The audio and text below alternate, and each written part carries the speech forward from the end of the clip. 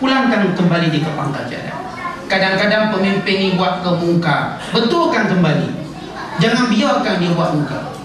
So kadang-kadang kesian pemimpin-pemimpin kita, dia tidak ada orang-orang yang ikhlas di sisinya untuk nasihat dia. Dia bukanlah orang yang keras kepala sangat, tapi kan orang sekeliling ini takut nak nasihat dia, fikir bukan-bukan, mereka hanya membenarkan apa yang dia buat.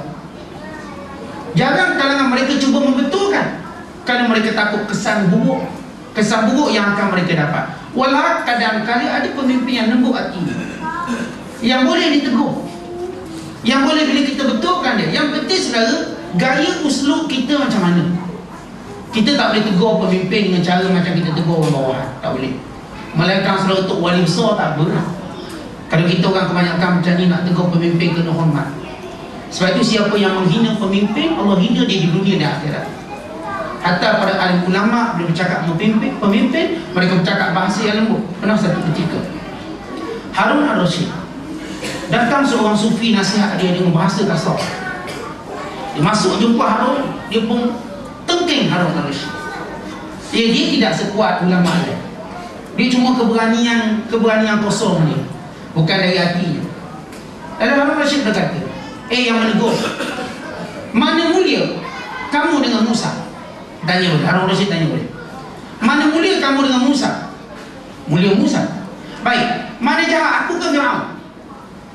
Kata lagi ni, Fir'aun, tidakkah kamu dengar firman Allah? Allah berkata kepada Musa, wa qul lahu qawlan layyina, wahai Musa, bercakaplah dengan Fir'aun bahasa yang lembut. Ni kamu cakap aku kasar. Musa lebih baik pada kamu, aku lebih baik pada Fir'aun. Kenapa kamu cakap kasar dengan aku nak nasihat?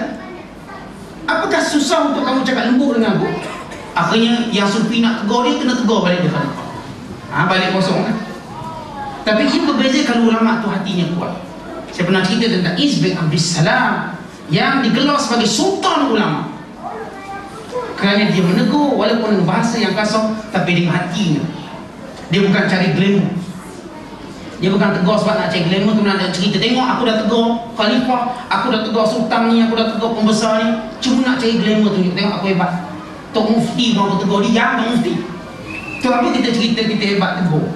Sedangkan kita menegur ni nak suruh orang tu kembali ke pangkal jalan. Bukan kita tegur lepas tu nak cerita tengok kita hebat tegur kan. Bukankah itu maknanya sombong? Bukankah itu maknanya kita tidak ikhlas menegur manusia? Tegur saudara dengan tujuan dia kembali pada pangkal jalan, itu yang kita seronok. Berbanding seronoknya kita cerita kat orang, kita tegur dia. So, kalau kita lebih seronok cerita kita tegur dia, berbanding dia berubah, maknanya niat kita tak betul. Kerana itu benda macam ni kita kena jaga. Ada pun Izz bin Abdus Salam, sultan ulama lain, kerana tegurannya sudah ikhlas. Datangnya suara yang tinggi kerana apa? Kebimbangannya raja tak ambil peduli dengan perkara muka dan maksiat. Lepas itu dia panggil Najmuddin Ayyub, pemerintah Mesir ketika itu, hanya dengan nama Ayyub. Ya Ayyub, wahai Ayyub, tanpa gelaran Amirul Mukminin, untuk mengingatkan kemungkaran yang ada di negara Mesir supaya dia mencegah. Dan Najmuddin Ayyub kenal Izz bin Abdus Salam, seorang yang bercakap bukan nak memalukan raja, tetapi orang yang memang benar-benar nak membelas kemungkaran. Saudara, raja ni pemerintah dikenal orang tegur dia. Adakah orang tu tegur dia saja nak malukan dia, atau memang orang tu tegur untuk membetulkan dia? Dia boleh kenal. Tengok keikhlasan. Bukan keikhlasan menjadikan ilham pada pemerintah untuk fikir kita tegur dia kenapa. Muawiyah bin Abi Sufyan ketika di khutbah Jumaat, bangun seorang lelaki tegur ni secara lantang. Lalu kata Muawiyah, kamu tidak tegur aku melainkan untuk dapat glamour, supaya nanti kamu cerita pada orang aku telah tegur Amirul Mukminin Muawiyah bin Abi Sufyan. Maka duduk kan. Ketika lain pula saudara, bila Muawiyah sedang berkhutbah, Aqab bangun, Taus bin Kaisan bangun menegurnya, tetapi Muawiyah tak kata macam orang tadi, kerana berbeza sifat dan akhlak mereka. Muawiyah kenal Aqab bin Abi Rabah siapa, kenal Taus bin Kaisan siapa. Walaupun dia menemplak di tengah orang ramai, keikhlasannya supaya mereka tahu bahawa ketinggian ilmu ulama menjadi monitor kepada sistem pemerintahan. Bukan ulama tunduk bawah pemerintah, tetapi pemerintah mesti tunduk di bawah ilmu ulama, bukan di bawah kuasa ulama. Ilmu ulama, so kena beza tu. Ilmu ulama maknanya ilmu hukum Allah. Ilmu ulama ialah warisan Kalau kita kata tunduk pada ulama, mana ulama ni berkuasa secara peribadi dia, tapi ilmu, siapa pun jadi ulama, itulah ilmunya, maka pemerintah kena tunduk. Lepas tu setengah ulama memberi syarat orang yang jadi pemerintah mesti juga mengetahui ilmu fiqh, mesti tahu. Dia tak boleh kosong datang kosong. Maka sejarah menunjukkan semua pemerintah-pemerintah zaman kerajaan Umayyah dan Abbasiyah adalah para alim ulama, bukan calon-calon orang, kalangan para alim ulama.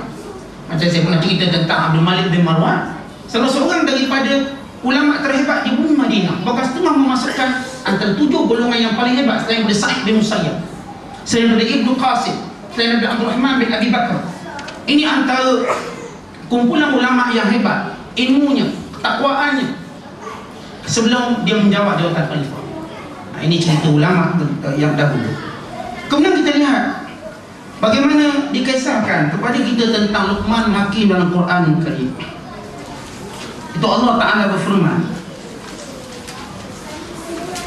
وَلَقَدْ آتَيْنَا لُقْمَانَ الْحِكْمَةَ أَنِ اشْكُرْ لِلَّهِ وَمَنْ يَشْكُرْ فَإِنَّمَا يَشْكُرُ لِنَفْسِهِ وَمَنْ كَفَرَ فَإِنَّ اللَّهَ غَنِيٌّ حَمِيدٌ وَإِذْ قَالَ لُقْمَانُ لِابْنِهِ وَهُوَ يَعِظُهُ يَا بُنَيَّ لَا تُشْرِكْ بِاللَّهِ إِنَّ الشِّرْكَ لَظُلْمٌ عَظِيمٌ وَصَّيْنَا الْإِنسَانَ بِوَالِدَيْهِ حَمَلَتْهُ أُمُّهُ وَهْنًا عَلَى وَهْنٍ وَفِصَالُهُ فِي عَامَيْنِ أَنِ اشْكُرْ لِي وَلِوَالِدَيْكَ إِلَيَّ الْمَصِيرُ وَإِنْ جَاهَدَاكَ عَلَى أَنْ تُشْرِكَ بِي مَا لَيْسَ لَكَ بِهِ عِلْمٌ فَلَا تُطِعْهُمَا وَصَاحِبْهُمَا فِي الدُّنْيَا مَعْرُوفًا وَاتَّبِعْ سَبِيلَ مَنْ أَنَابَ إِلَيَّ ثُمَّ إِلَيَّ مَرْجِعُكُمْ فَأُنَبِّئُكُم بِمَا كُنتُمْ تَعْمَلُونَ يَا بُنَيَّ إِنَّهَا إِنْ تَكْ مِثْقَالَ حَبَّةٍ مِّنْ خَرْدَلٍ فَتَكُنْ فِي صَخْرَةٍ أَوْ فِي السَّمَاوَاتِ أَوْ فِي الْأَرْضِ يَأْتِ بِهَا اللَّهُ إِنَّ اللَّهَ لَطِيفٌ خَبِيرٌ يَا بُنَيَّ أَقِمِ الصَّلَاةَ وَأْمُرْ بِالْمَعْرُوفِ وَانْهَ عَنِ الْمُنكَرِ وَاصْبِرْ عَلَى مَا أَصَابَكَ إِنَّ ذَلِكَ مِنْ عَزْمِ الْأُمُورِ وَلَا تُصَعِّرْ خَدَّكَ لِلنَّاسِ وَلَا تَمْشِ فِي الْأَرْضِ مَرَحًا إِنَّ اللَّهَ لَا يُحِبُّ كُلَّ مُخْتَالٍ فَخُورٍ واقصد في مشيك واغضض من صوتك إن أنكر الأصوات لصوت الحميد. Dan sesungguhnya kami telah memberi kepada Luqman hikmah kebijaksanaan, serta kami perintahkan kepadanya bersyukurlah pada Allah akan segala nikmatnya kepadamu, dan sesiapa yang bersyukur maka faedahnya itu hanya terpulang pada dirinya sendiri, dan sesiapa yang tidak bersyukur maka tidaklah menjadi hal pada Allah, kerana sesungguhnya Allah Maha Kaya lagi Maha Terpuji. Dan ingatlah ketika Luqman berkata pada anaknya semasa ia memberi nasihat kepada anaknya, wahai anak kesayanganku, janganlah engkau mempersekutukan Allah dengan sesuatu yang lain. Sesungguhnya perbuatan syirik itu adalah satu kezaliman yang besar, dan kami wajibkan manusia berbuat baik kepada kedua ibu bapanya. Ibunya telah mengandungnya dengan menanggung kelemahan demi kelemahan dari awal mengandung yang akhir menyusunya, dan tempoh menceraikan susunya ialah dalam masa 2 tahun. Dengan demikian bersyukurlah kepadaku dan kepada kedua ibu bapamu, dan ingatlah kepada akulah jua tempat kembali untuk menerima balasan. Dan jika mereka berdua mendesakmu supaya engkau mempersekutukan denganku sesuatu yang engkau dengan fikiran sihatmu tidak mengetahui sungguh adanya, maka janganlah engkau taat pada mereka, dan bergaulah dengan mereka di dunia dengan cara yang baik, dan turutlah jalan orang-orang yang rujuk kembali kepadaku dengan tauhid dan amal-amal yang soleh. Kemudian kepada akulah tempat kembali kamu semua, maka aku akan menerangkan pada kamu segala yang kamu tak kerjakan. Luqman menasihati anaknya dengan berkata, wahai anak kesayanganku, sesungguhnya jika ada suatu perkara yang baik atau yang buruk, sekalipun seberat biji sawi, serta ia tersembunyi dalam batu besar atau di langit ataupun di bumi, sudah tetap akan dibawa oleh Allah untuk dihakimi dan dibalasnya. Kerana sesungguhnya Allah Maha halus pengetahuannya, lagi amat meliputi akan segala yang tersembunyi. Wahai anak kesayanganku, dirikanlah sembahyang dan suruhlah berbuat kebaikan, serta laranglah daripada melakukan perbuatan yang mungkar, dan bersabarlah atas segala bala bencana yang menimpamu. Sesungguhnya demikian itu adalah dari perkara-perkara yang dikehendaki diambil berat melakukannya. Dan janganlah engkau memalingkan mukamu kerana memandang rendah pada manusia, dan janganlah engkau berjalan di bumi dengan berlagak sombong. Sesungguhnya Allah tidak suka pada tiap-tiap orang yang sombong takbur lalu membanggakan diri. Dan sederhanalah langkahmu semasa berjalan, juga rendahkanlah suaramu semasa berkata-kata. Sesungguhnya seburuk-buruk suara ialah suara keradai. Surah Luqman ayat 12 hingga 19. Saudara, Syekh Abdullah Nasiruddin dalam buku beliau Tarbiyatul Aulad mempunyai komen yang baik tentang ayat ini. Bagaimana Allah Ta'ala menceritakan kisah Luqman nasihat anak, dan bagaimana Allah merakamkan uslub, gaya, tata bahasa, gaya bahasa, lenggok bahasa, dan isi kandungan nasihat. Yang kadang-kadang kita ibu bapa dengan kebimbangan apa yang waktu yang mengelilingi anak kita, dengan kebimbangan kita apa yang mungkin bakal berlaku pada anak-anak kita, dengan keinginan kita supaya anak kita sempurna iman, akidahnya, bahkan sempurna kehidupannya, baik tingkah lakunya dengan masyarakat, maka kadang-kadang saudara kita kebingungan apa benda kita nak nasihatkan anak kita. Bagaimana kita nak nasihatkan anak kita? Sudah gunalah uslub Luqman Hakim. Lihat, Luqman pertama dipesankan anak dia ialah hubungan dengan Allah terlebih dahulu. Hubungan dengan Allah, perkara yang paling besar sekali ialah jangan syirik. Kerana apa saudara? Seorang yang melakukan dosa ada ruang untuk kembali. Apapun dosa dia buat, dia mungkin bertaubat kembali. Allah masih ampunkan dosa dia. Dia masih ada ruang masuk syurga. Tapi orang syirik saudara, tutup, dah habis. Allah Ta'ala tak ampun dia. Maka ia penyebab kepada tertutup hidayah. Syirik satu dosa yang besar. Sebab itu Luqman pesan anak yang pertama, wahai anakku, jangan mempersekutukan Allah. Kerana mempersekutukan Allah itu kezaliman yang besar.